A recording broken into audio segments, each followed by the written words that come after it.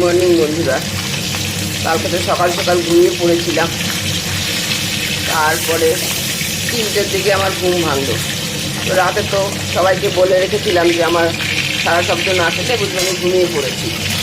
যাই হোক, ঘুম থেকে উঠে আবার সবার কমেন্ট দিতে শুরু করলাম। তারপরে তো আর ঘুম আসে, উঠে পড়লাম। উঠে সকালের কাজকর্ম করে ফ্রেশ করে রুম ক্লিন করে আবার সেই রান্না করতে ঢুকলাম। এই ছোটোবেলা থেকে আমি রান্নাবাটি খেলতাম, তোমরাও নিশ্চয়ই রান্নাবাটি খেলতে।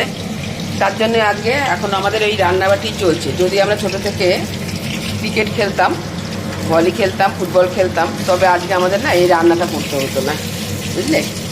আমরা এত বেশি রান্নাবাটি খেলেছি যে সেই জিনিসটা আজও আমাদের ছেড়ে যেতে পারেনি। আমার তো মাঝে মাঝে রান্না করতে ইচ্ছে করে না। তোমাদের কার কার এরকম হয় আমায় একটু জানাবে তো।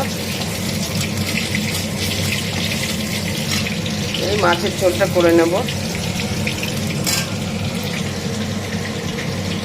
করে এটা মেশানো সবজি করব। ভাত হয়ে গেছে, ভাত হয়ে গেছে আমার।